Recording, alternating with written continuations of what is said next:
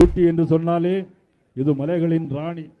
ஒரு 5 ஆண்டுகளுக்கு முன்னால் இந்த ஊட்டி நகரம் எவ்வளவு அழகாக இருந்தது.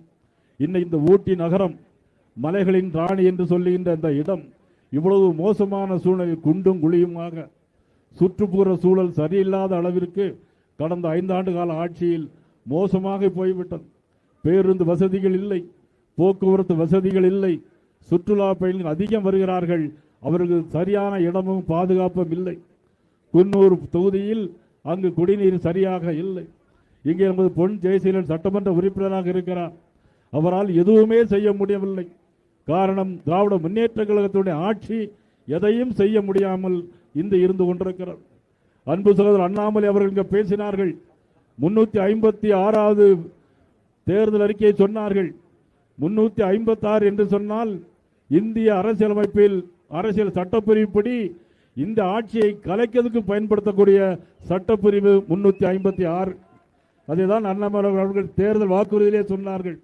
ஆனால் இந்த ஆட்சியை கலைக்க வேண்டிய அவசியம் நமக்கு இல்லை, இது தானாகவே கலைந்துவிடும். அதற்கான நேரம் நெருங்கிவிட்டது, காலம் கனிந்து விட்டது.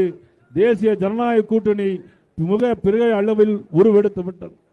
இந்த கூட்டணியை உருவாக்கியவர் பாரத பிரதமர் நரேந்திர மோடி அவர்களும் அண்ணன் இபிஎஸ் அவர்களும்.